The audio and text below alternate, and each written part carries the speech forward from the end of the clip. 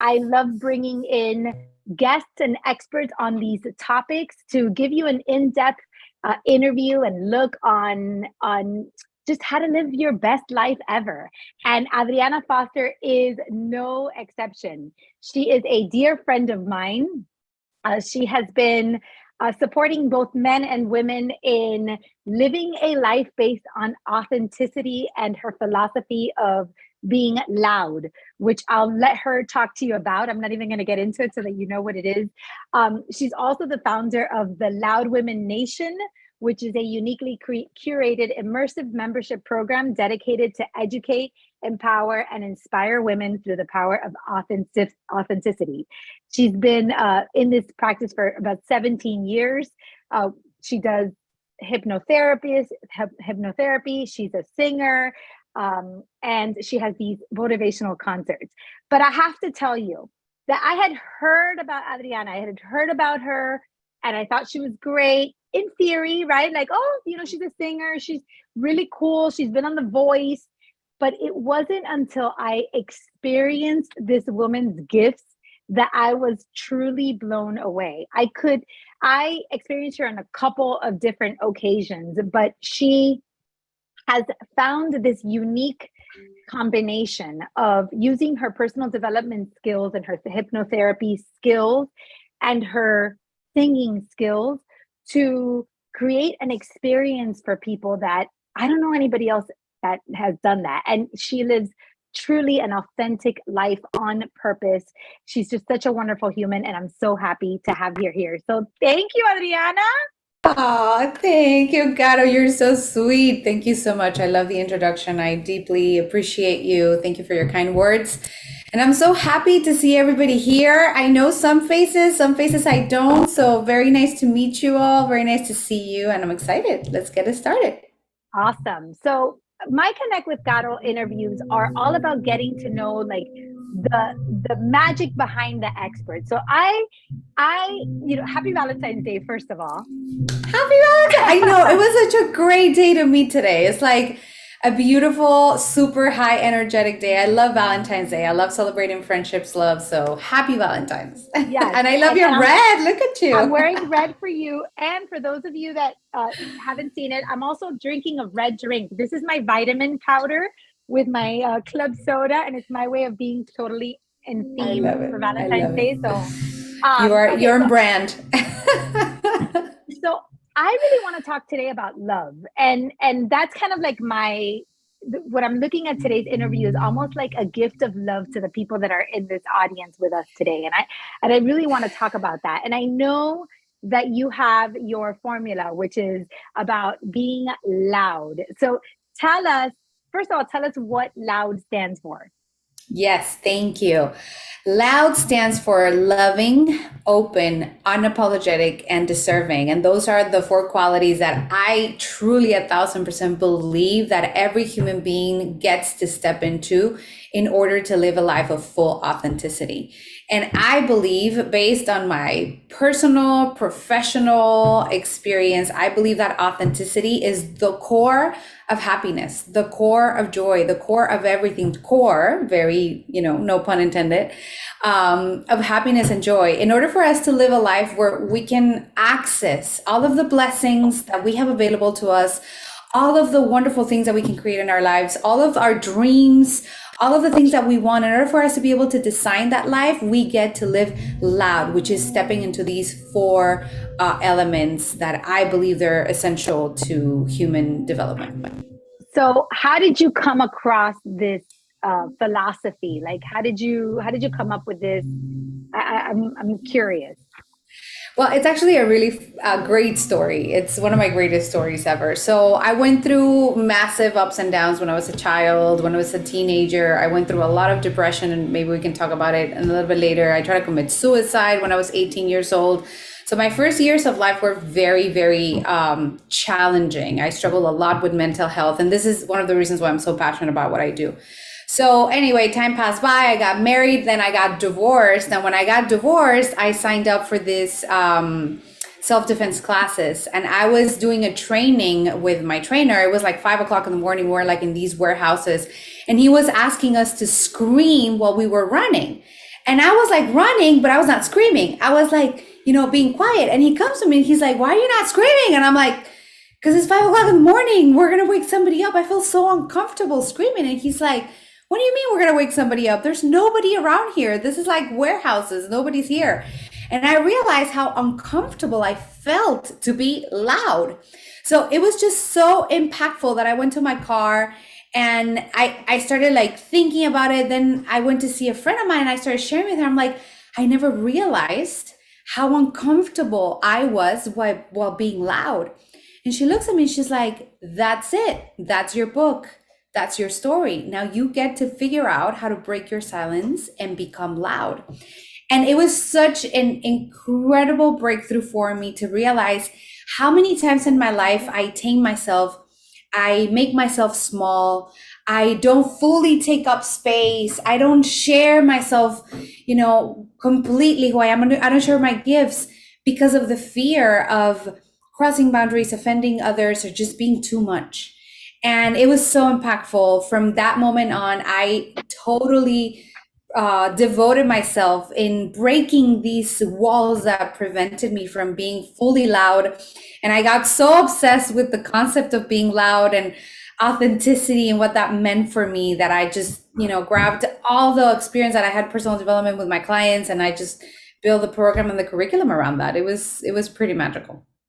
Now, I have to say that I did not expect that at all, that story, because am I wrong that you've been a singer your whole life and you've been in stages like Yes. in front of people being loud forever? I know, right? I I'm know. so Yes. confused. No, this is perfect. Look, I'm getting goosebumps. This is absolutely perfect. And this is something that I teach in my courses and Loud Women Nation and the membership, the program that I have, the curriculum, it's all about that, right? The fact that you are out there, the fact that you present yourself, like in my case, I was a singer, I was on stage. It doesn't mean that you are 100% giving yourself space to shine. Sometimes we will create this persona, this character that fits what people expect from us. Being loud is not so much about being loud in volume. Being loud is about sharing your soul to the world. Being loud authentically, organically from a soul level. Not necessarily just speaking loud in a meeting, but sharing your truth, being honest, setting boundaries, expressing who you are in an authentic way without the fear of being rejected or through the fear of being rejected, of not being accepted as who you are, and being vulnerable. I feel like this the core of vulnerability and really the connection with the feminine energy, which is your fullness, your intuition, your authenticity. So how long have you been on stages and performing?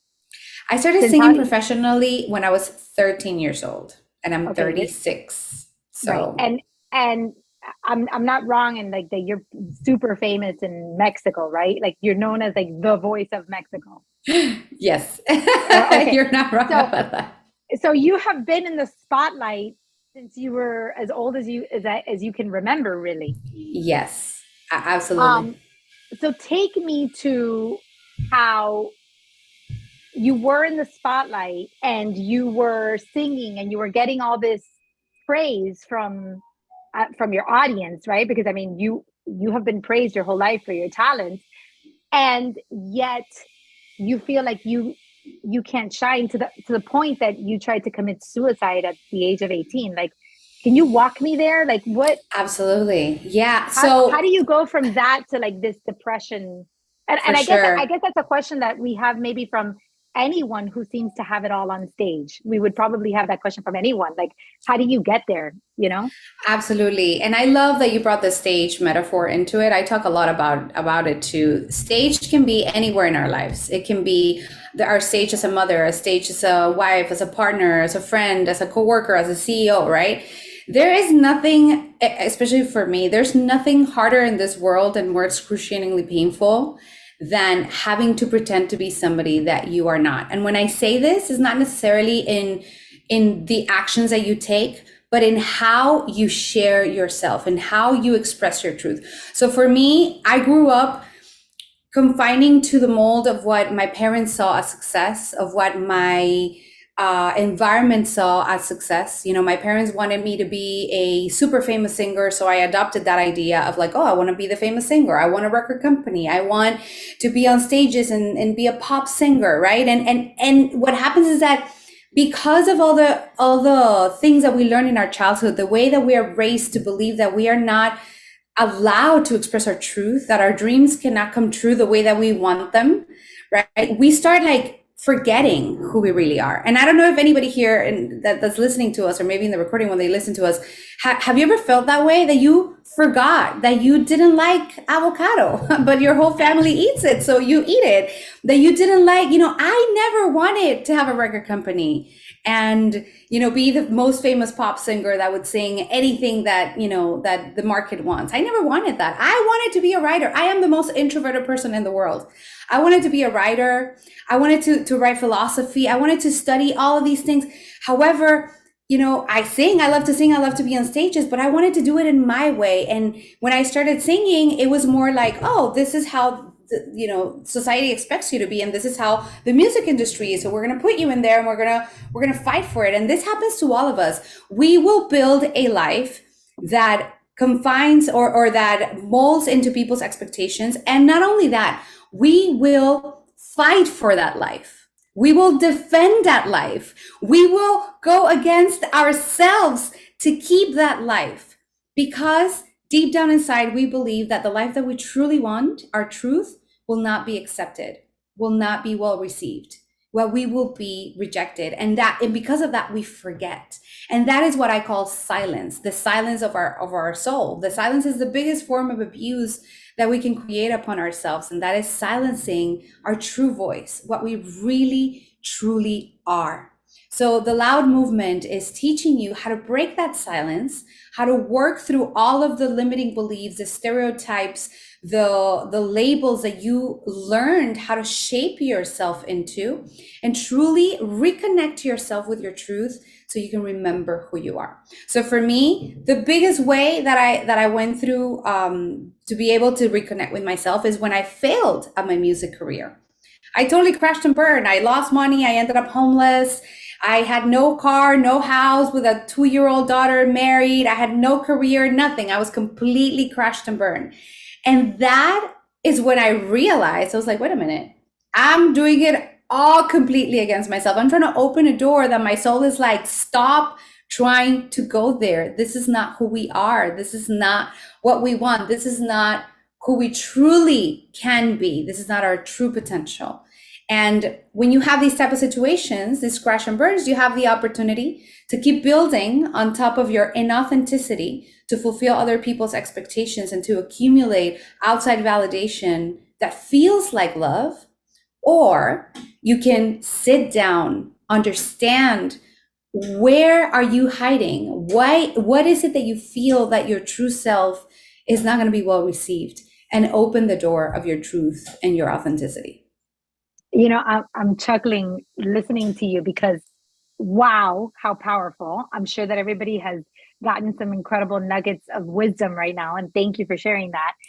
And I have my editor, Dave, sending me a private message because I have written an outline for a book. I was asked to contribute to a book, and the question is, what has made a difference in your life? And what I was processing with Dave yesterday was that the difference in my life has been knowing that I have a choice not to be stuck with the identity that I have created for myself.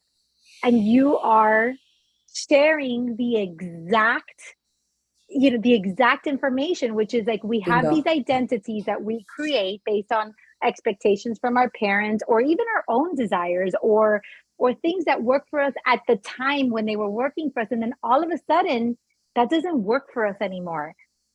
For me, in my particular case, was I had become a lawyer, and I had my firstborn child, and in my mind I thought, well, I'm gonna I'm a lawyer, I'm gonna have my child, and then I'm gonna have 3 months of maternity leave and go back to work, right? Because that's what I thought.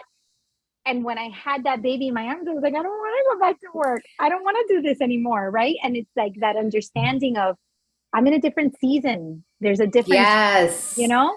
So I just think, absolutely. it is incredible what you're saying, and I feel like this is the universe telling you, there you go, Caro, this is what you need to talk about, because it is so needed, Caro. Because here's the thing, though, the biggest problem that I see in my clients and in myself, I saw it, is that we might not even know that we are living a shadow life.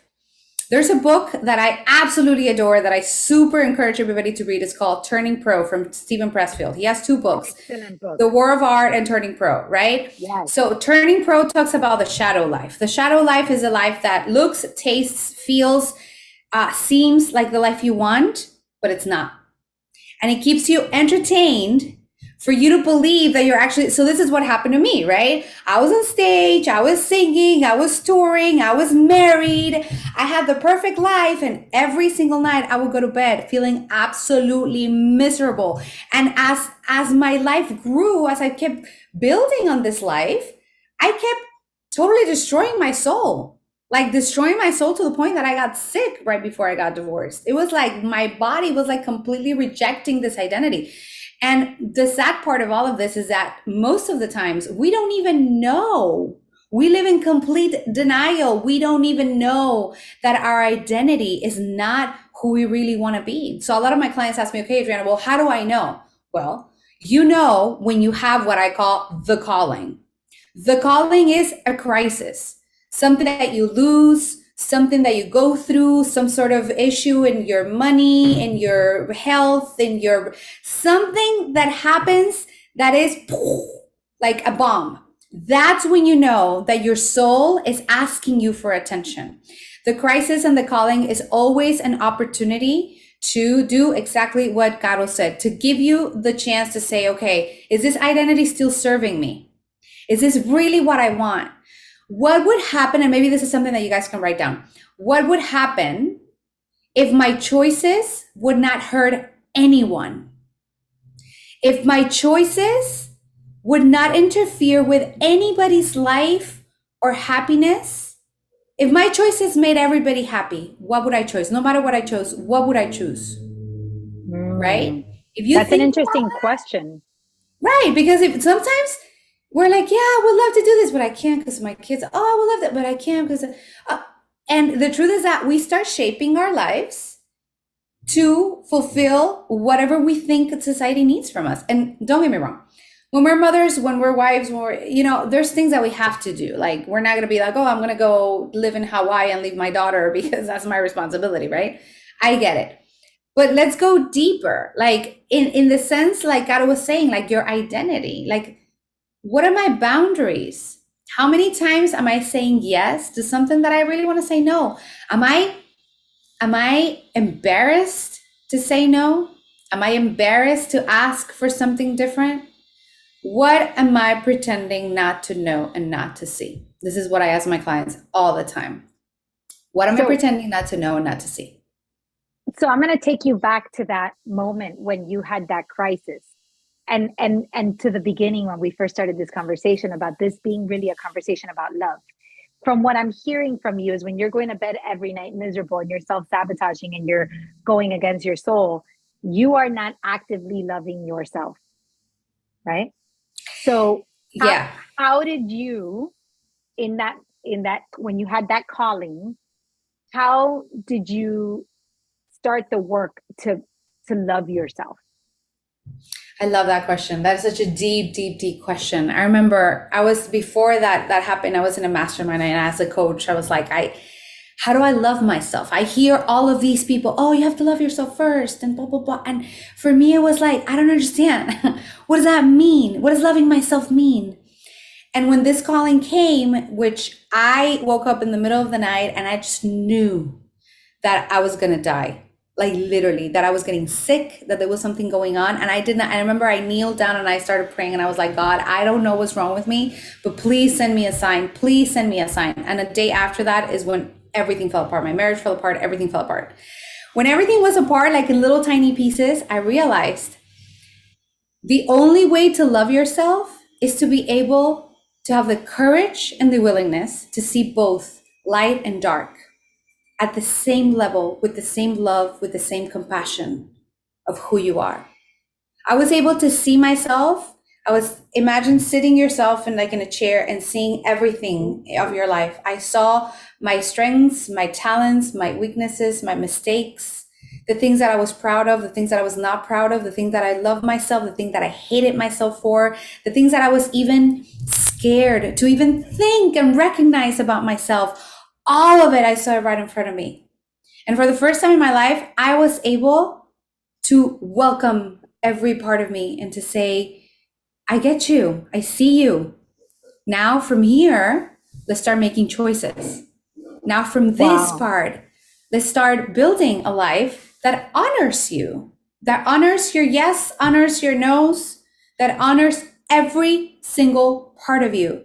And I'm going to grab my shame, my guilt, my everything that I have that I don't like about myself, and I'm just going to cover it with love. I'm just going to accept it, feel it, stop judging it, and cover it with love. See it, bring it to the consciousness, because what happens is that guilt and shame thrive in secrecy. So when you bring it to the consciousness, when you can see it, there's no more ghosts that haunt you. That is how you can truly love yourself. And that is how you can become loving, open, unapologetic, and deserving, and start making choices to build the life that you want. Because I promise you, it is absolutely possible. It's not magic. It's not this magical ways of the secret law of attraction. It's not anything spooky. It's just love. It's self-love. It's allowing yourself to love every single part of you and sitting down in that love and going from there. Wow. I'm blown away by that. I think that's beautiful. And I love how you said looking at the light and the darkness, because I think people ignore that part. And what you're saying of like guilt and shame and the dark stuff living in secrecy. Oh my God. I mean, that's incredible. But I have another question. Um, when you say loud and when you use these words like unapologetic and deserving, some people may look at that and be like, no, but that's entitlement, or that's being selfish, or that's only caring about yourself and not others. Like, oh yeah, you love yourself so much, but what about your family? What about your husband? What about, everybody else? Like, you don't deserve everything, right? So how do you respond to that? I love it. This is a question that I get all the time. And I feel like the best way to respond this is in two parts, right? The first part of the response would be, let's identify and understand where all of these concepts that you just mentioned come from. So if I love myself, I'm selfish. If I express my talents and I share, and like my friend Marley Q says, and I brag about myself, that's being entitled or that's being selfish, right? Where does it come from? It comes from the fear of I'm going to be rejected. I'm not going to be loved. I'm not going to be accepted, right? So fear and pain covers itself with anger, covers itself with apathy. I close myself, right? So when I see somebody bragging and being open and saying, yeah, I'm very proud of myself, and I feel like, oh, she's selfish or whatever, it's because there's something inside of me that I haven't recognized myself. So all of these concepts come from pain. So part one is understanding that if I feel that being loving, open, unapologetic, and deserving, being loud is too much, is because there's a not good enough conversation going on inside of me. It's because my self-worth system is based on some sort of limiting belief that tells me that I don't deserve it too. And because I don't deserve it, I don't want anybody to deserve it, because then I feel left out, and then I feel like, oh shit, there's something wrong with me. Like it's me. Right? So because I don't want to feel like it's me, I'm going to judge it outside. So that's part number one. And part number two is understanding that the only way that you can love others, is to love yourself, to be the light. And I know that this is very cliche, and I hated that phrase for years and years, but I can tell you that I see it today from a different level, from a different perspective. I cannot love my daughter if I don't show her what love is. if I don't model her what love is. And the best way that I can model that to her is by loving myself first, because she's not going to learn from what I tell her. She learns from what she sees. She sees me putting myself as a priority, working really hard for my dreams, being courageous and vulnerable and sharing myself vulnerably in my songs and my courses and everything that I do, giving myself space, love, boundaries. She's going to learn all those things and she's going to go ahead and do it herself. The same with our partners, the same with our clients. We cannot serve the world from an empty bucket, from an empty glass. We have to fill our glass first. And you know how in airplanes they say put your mask on first so then you can save someone else? It's the same concept. Love, it starts within. Love, the only way that we can practice love is to model it. Love is a verb. We have to exercise it in order to love others. And sometimes we love others in different ways. Sometimes setting boundaries is my way to love you while I love myself, right? Asking my ex-husband for a divorce was my best way of loving him. I couldn't love him any other way. Otherwise, I would have hurt him even more, right? So Wow. loving yourself is expressing it, exercising it in you, and everything else just flows in that same frequency. So when you brought that up about loving yourself and loving your husband was asking for a divorce, that's a very touchy subject because most people want to save their marriages.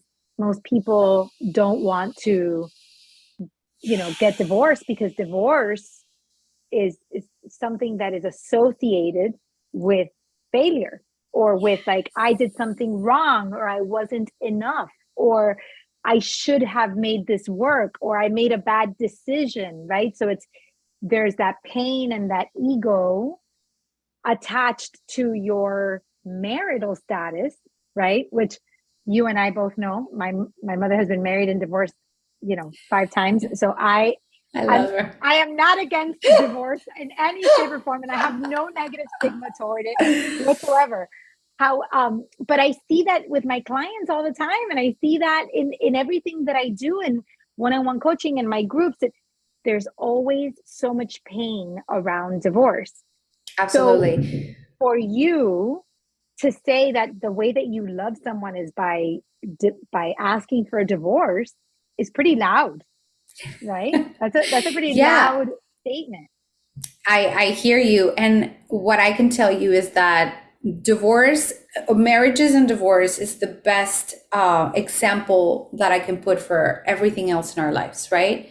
We get married to a specific idea that brings us this validation that we are so scared that we are not good enough to get, right? So again, it all comes back to self-worth systems. It all comes back to your programming, what you believe about yourself. If you believe that you're good enough, if you believe that you deserve love and happiness. Most of the times we believe that we don't. We have a lot of trauma. There's a lot of collective trauma, especially our generation has a lot of trauma. And I feel like generationally, we're trying to shift that in order for our kids and our grandkids to not carry all of this ancestral trauma. But we have a lot of physical, mental, emotional, personal, familial, and ancestral trauma that's like on top of us, right? So it's a self-worth system that tells us I'm not good enough. So because I don't feel good enough, there's nothing more excruciatingly painful in the world than feeling like you're not good enough.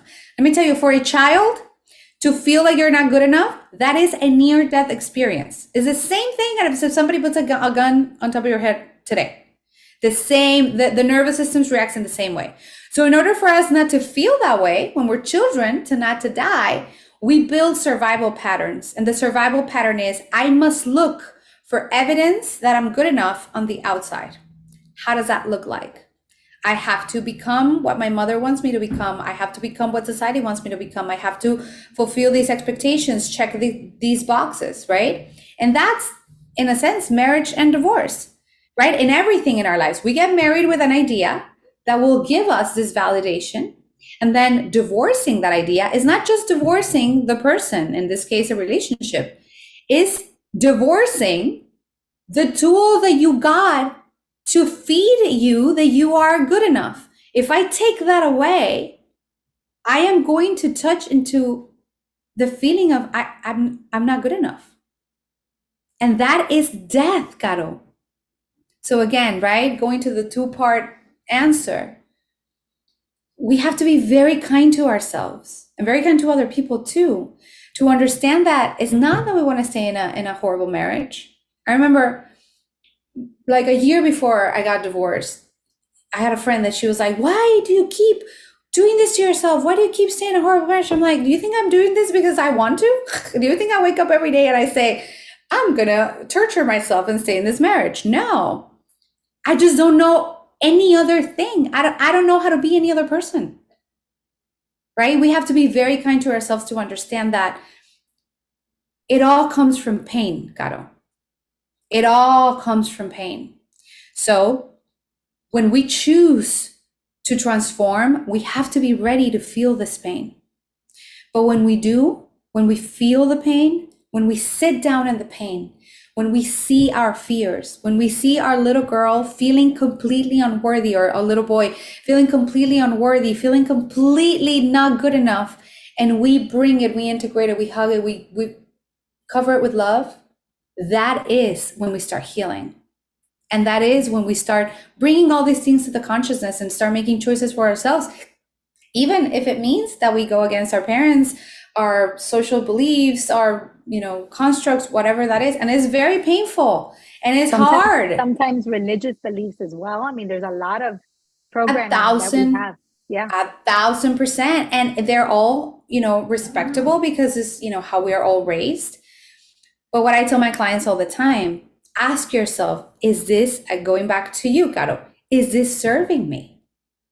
Is this identity, marriage, job, commitment, is this serving me? And that is a very important question that we need to ask. And sometimes it takes us years to understand that something is not serving us, because if we see that something is not serving us, then we have to confront it. If we see that something's not serving us, then we have to change it. And change is very scary. But what I can tell you is that on the other side of the pain, the change, and all of this storm is your truth, is your freedom, and is where you get to be loud and build your life from authenticity. Was that your phone? I don't know. Probably that was on my phone. It's some alarm. I'm sorry. It's probably my daughter's phone. Okay. The question of is this serving me takes me back to a conversation that you and I had in private that I want to talk about in public.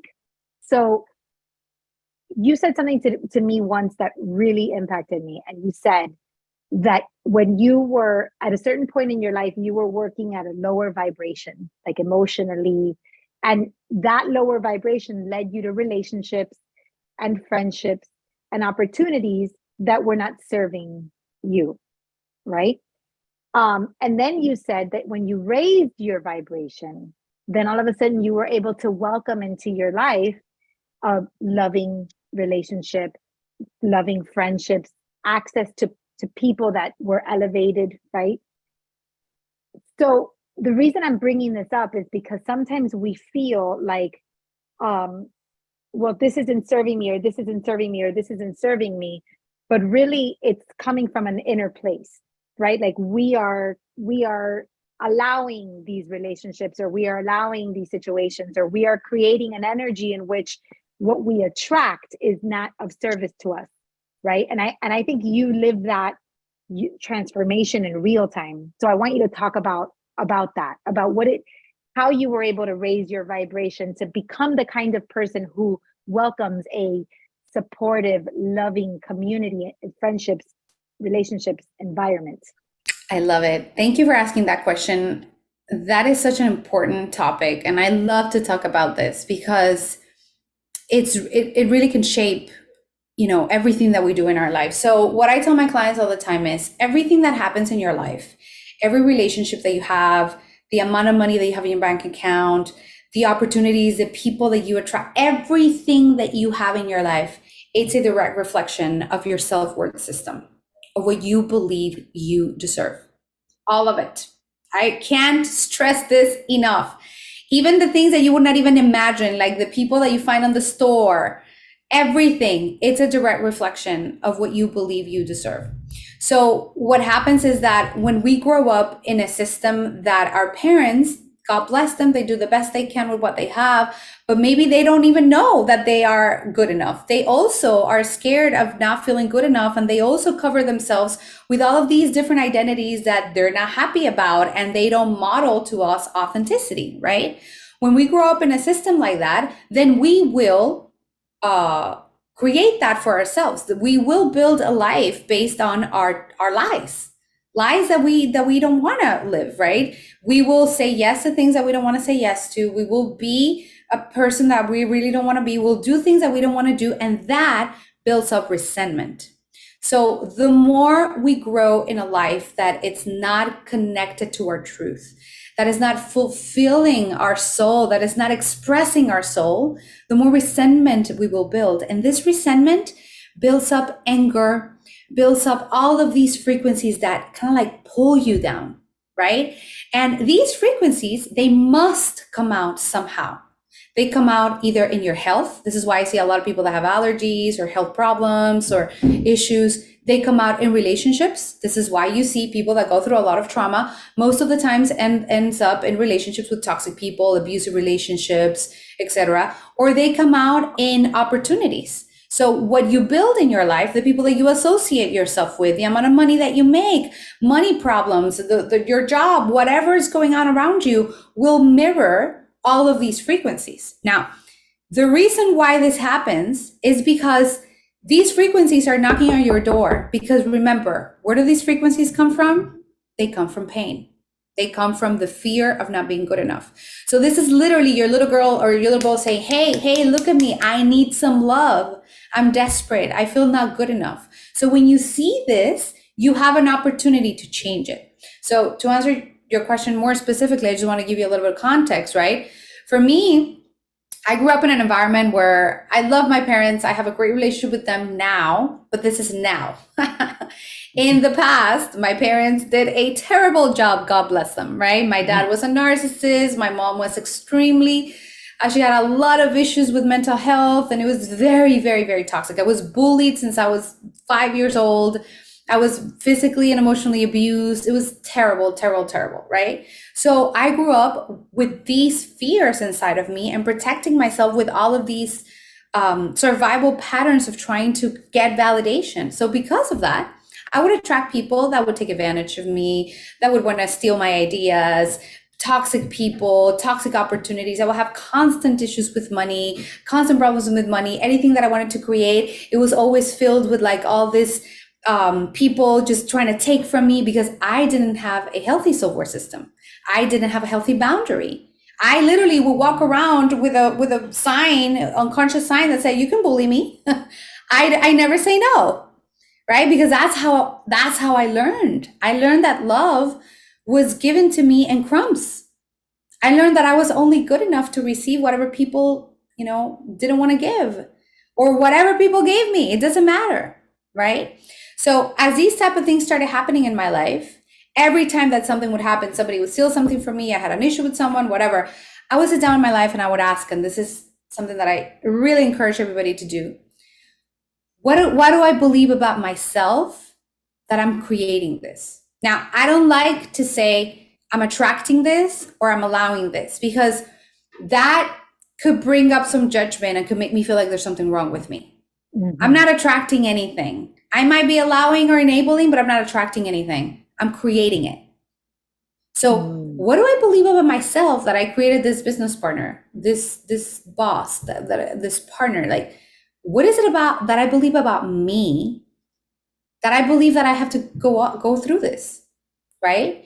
And when you bring everything inside, you work on your self-worth system and you start realizing what lies you are working with, what truths you are silencing. That's when you start reconnecting with your voice. And that's when you have the tools to make different choices. And sometimes we need help. We need to ask for help. We need to go to programs. We need to invest in ourselves. We need to look for our friends that are, the healthiest in order for us to get out of this. But we need to always bring it back to ourselves. So for me, I did a lot of shadow work, a lot of internal work. And then I started realizing that the more work I did, the more boundaries I would set, the different my life would be, the better relationships I would have. The more I worked and healed the trauma and the pain of my childhood, the better my life became, and the better life I created, and the more opportunities I created, and the better I resonated with people that were not in pain, that were vibrating in love.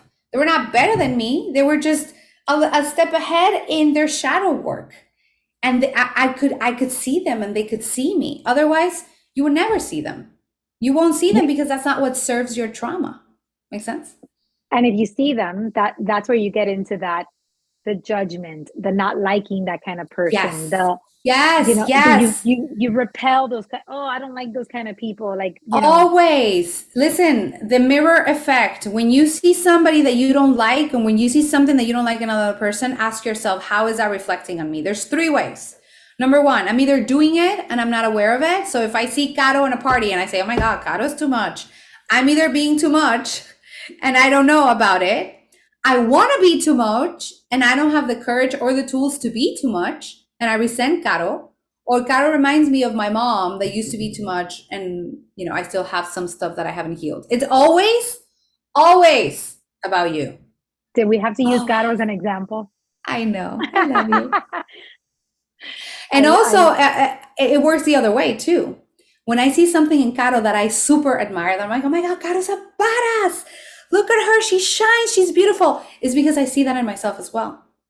That's why I'm able to recognize it in you. I will never see anything in another person that I don't see in myself. It's mm, always about you.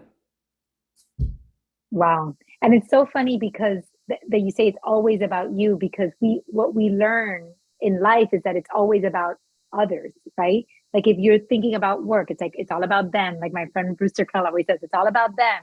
Um, you have to serve, you have to, don't focus on yourself. Don't, you know, don't worry so much about you, like go out to others, which there's a lot of value in that, right? Like I remember one time in particular I was feeling terrible, and I remember a friend of mine's mom had passed away, and I called her, and even though I was having like a crappy day and I just felt so bad, when I called her, by me being of service to her, I felt better, right? So yes, there is power in serving others, and there's power in looking outside of yourself. But when you look at it in truth, I felt better because I was being helpful. It's still about me, and it's still about Yes, you. yes. And we have to be very careful with these tendencies. There's a lot of tendencies out there around toxic positivity and toxic way of serving. Yes, we are here to serve, but we cannot serve if we don't serve ourselves. Amen. A lot of people, we evade our own inner work. We disconnect from our own inner work by distracting ourselves through service. That Yes. is a very easy way to disconnect from ourselves. And I'm not saying that our service has no value, but when we serve others, we hurt ourselves. When we put others before us, we are just shifting the energy. We are being selfish with ourselves, and that is self-abuse.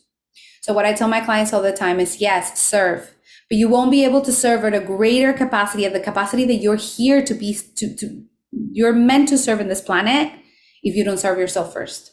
There's just no way that you're going to be able to do it, because you know what's going to happen?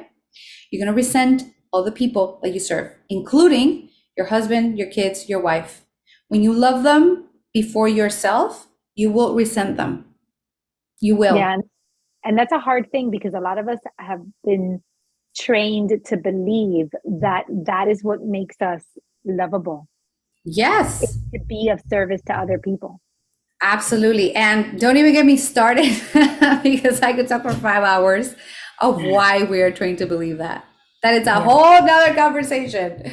But there is Okay. a very specific agenda in why the feminine energy, the feminine power, which is our intuition that men also have access to, has been completely discarded, and we have been trained to not pay attention to it, right?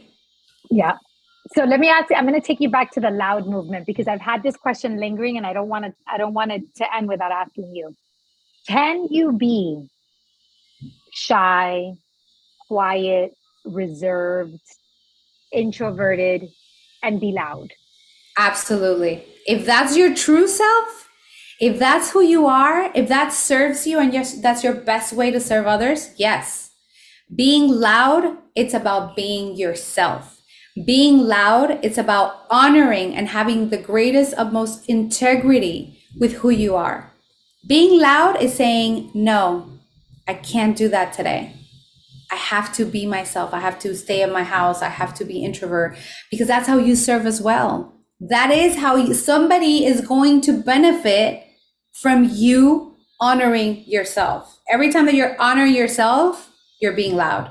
Your true self, though, not your fears, not your trauma, not the idea that if I go out there and I share myself and I go on stage or I talk or I make this phone call or I say this that I love, whatever, I'm going to be rejected.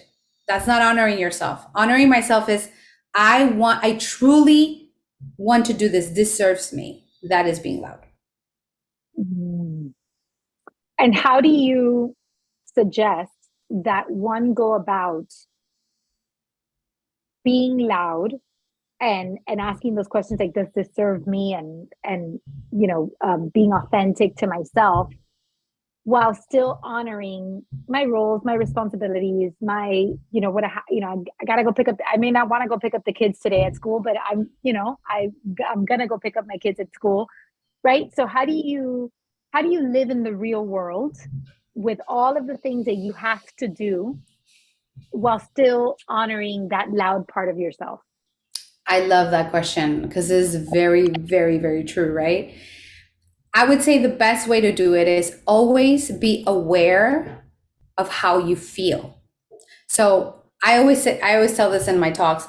I'm not the kind of mom that sits down with my daughter and plays dolls. I don't like to do homework with her. I don't have to pick her up. I don't like to do mom stuff. And every time I have to, I feel angry about it because I'm like, oh, I could be doing something much more fun, like writing a song or singing on stage or whatever, right? And I used to judge myself a lot about it. Being loud is knowing that I don't want to be here, yet I choose to because it's my responsibility, because I love my daughter, because it's what I'm here to do. And I know I don't judge myself for feeling this. So what happens is that when we allow ourselves to see this feeling without judgment, without saying, oh my God, I'm a horrible mother, just bringing it out to the consciousness, the feeling most likely will go away. Because it's like, yeah, I got you. I got you. We don't want to do this, but you know what? Let's make it fun. And then add some other stuff that I do like. For instance, when I go pick up my daughter, I put music out loud. I open up the ceiling of my car. I maybe go for boba afterwards, right? I decorated the way that I wanted, the way that makes me happy, the way that serves me. And when there's something that I absolutely 100% I don't want to do, like go on a field trip with them, then I say no. And I find ways of making it happen for her. I ask my partner, I ask her mom, her grandma, whatever, right? But the most important thing is to honor how you feel without judgment. That is how you can be loud. Be like, yeah, I hate it. And I still choose to do it. It's my choice. So then it's your ownership. You're not, escaping from anything. You're not denying that you don't want to do this. It's a yes and. Yes, I hate it, and it's my choice. So you feel empowered. That is how you can be loud. And I think that that's exactly what you were talking about, embracing the light and the dark simultaneously. It's like the same conversation, right? Yes. You're like, there's light, there's dark. There's things that dark parts about my life that I may not like or embrace, and I'm going to embrace them simultaneously without judgment, without judgment. And I tell my clients all the time, if you feel like you are in a bad mood, tell your kids. I tell my daughter all the time, I'm like, Mama, today I am not feeling well and I'm not happy to do this. And I love you and I hate driving. So if you feel me this way, and she's like, yeah, Mommy, it's okay. And then I promise you, when the emotions come out, they dissipate and they go away. Why? Because I no longer have to pretend that I'm something that I'm not. And she learns that from me. And then she comes and tells me, Mom, today I don't want to do the dishes. I am so sick of doing the dishes. Yet I'm going to do them, but I'm just letting you know. I'm like, okay, well, what do you need? You want an ice cream? What do you want? Right? So we create it's non-judgment. Be loud is a movement of non-judgment, of being able to accept your true self, 100% of who you are, and still know that with the light and the dark, you are 100% perfect and complete. Wow. You've come a long way, my friend. Thank you, my friend. I'm so proud of myself and happy and grateful for all the tools and all the courage that I've had, and you know, the willingness to go through my pain and be where I'm at. So I was thinking, because we just have a few minutes left, that you could gift us the power of your voice and Yes. a little mini meditation to maybe help the people in this audience. And if you guys, when I said that I experienced this woman, I mean it. I experienced this woman, and I want to give this gift to you so that you may experience her too. So what I was thinking is, some of us are so disconnected, Adriana, from our authentic selves, of our light, of what we like or what we don't like. Some of us don't even know what brings us joy, right? And sometimes I've had clients who I've asked, like, what are the things that bring you joy? And they can't remember because they're so entrenched in their day-to-day life. So I was thinking, maybe for Valentine's Day is give them 3 minutes or 4 minutes of an opportunity to connect with themselves and just find that love within. 100%. Let's do it. All right. So for those of you who are not driving, please close your eyes. And if you're driving, just keep looking at the road and just receive the words. So just close your eyes, take a deep breath, and let's do a grounding exercise. I want to ask you to pay attention to your body. How many times a day do we stop, take a breath, and pay attention to our bodies? Feel your feet, your hands, your arms, your legs. Feel how you can slow down your heart rate and focus all your attention in your body, this beautiful body that gives you everything you need, that gets you everywhere, that experiences life with you, that you live through it. This is your sacred space.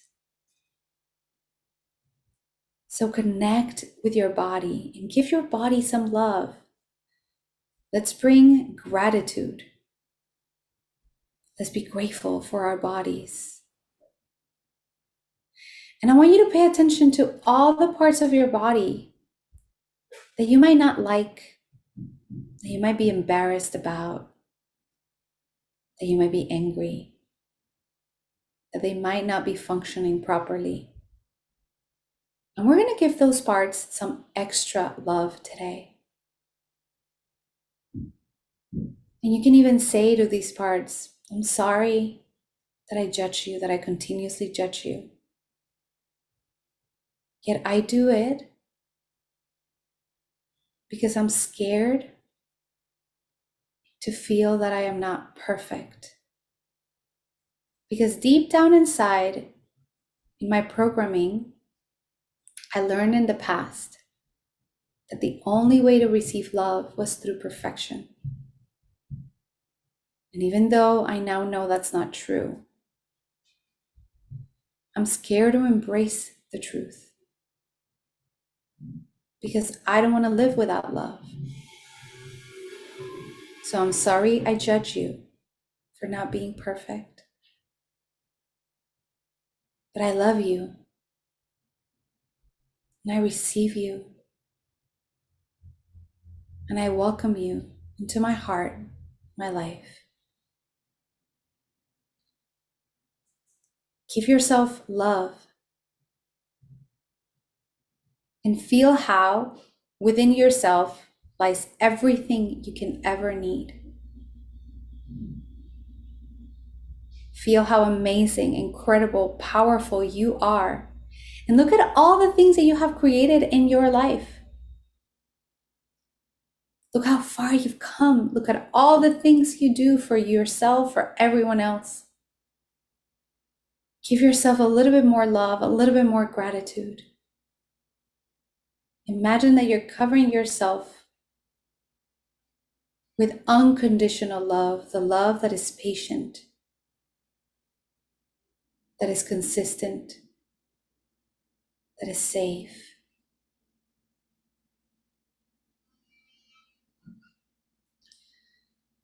It's funny to believe how simple it is. Just looking in the mirror, my reflection and my bliss.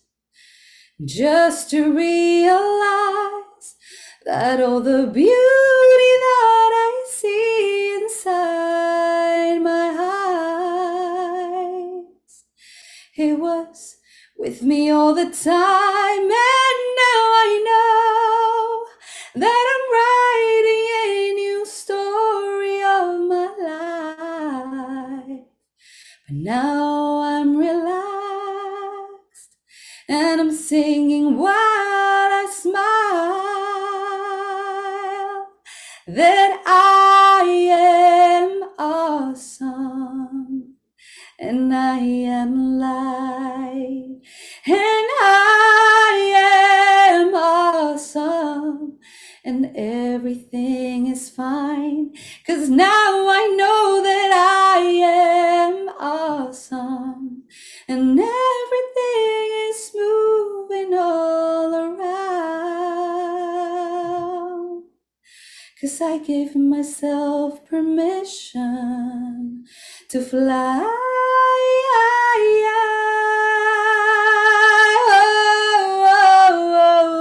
to be alive.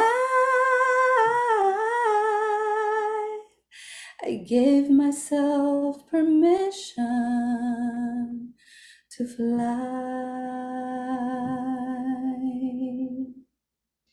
Take a deep breath. And promise yourself that today, at least today, you're going to love every single part of who you are. And you're going to give yourself permission to be all, light and dark, and still feel beautiful, awesome, whole, and complete. Take another deep breath. And whenever you want, you can open your eyes. Thank you. You're welcome.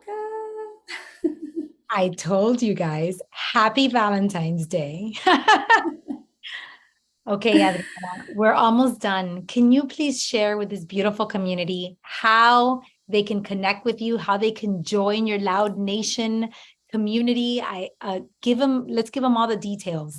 Yes, thank you so much. Yes, so the best ways to connect with me is to go to my website, adriannafoster.com with double N, or to go to my membership community website, which is loudwomennation.com. Loud Women Nation is a uniquely curated membership program that I just created. Actually, we soft launched today, so you are the godmother. Carolina is in my Loud Women Council, and it's a beautiful, beautiful platform dedicated to educate women into the power of authenticity, in what it is to become authentic and live the life that you deserve. I promise you that life can be exactly the way you want it to be. You can feel all the happiness and joy in the world that you want to feel.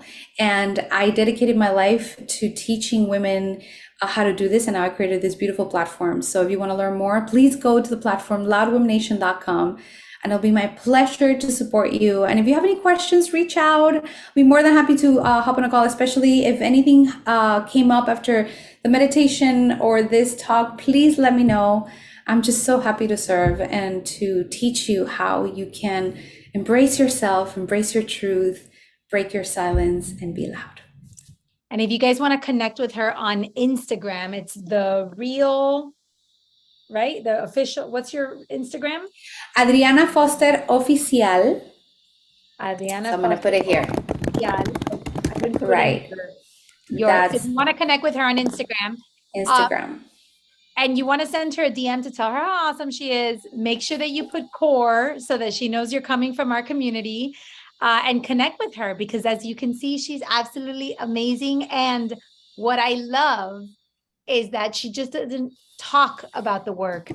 She has lived the work. And that is a beautiful, incredible thing. So thank you for Thank you. living light and dark and transformation and showing people that it is possible.